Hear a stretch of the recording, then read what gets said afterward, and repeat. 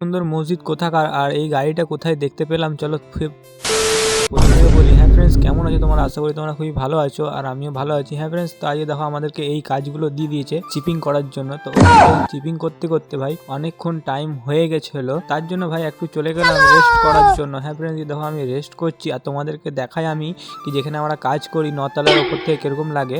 যে দেখো আমরা হাঁটতে হাঁটতে চলে গেলাম, কেন আজকে শুক্রবার নামাজ পড়তে যেতে হবে। হ্যাঁ ফ্রেন্ডস, দিয়ে দেখো শুক্রবার নামাজ পড়তে চলে এসেছি এই সুন্দর মসজিদটাতে। তো হ্যাঁ ফ্রেন্ডস, খুব ভালো লাগলো নামাজ পড়ে, আর আমাদের নামাজ পড়া হয়ে গেছে, তার জন্য চলে গেলাম আমাদের বাড়ির উদ্দেশ্যে, মানে যেখানে আমরা রুমে থাকি সেখানে। তো যেতে যেতে ফ্রেন্ডস এত সুন্দর জিনিস দেখতে পেলাম। হ্যাঁ ফ্রেন্ডস, হায়াবুসা আর ZX টেনার সব ওখানে রাখা আছে।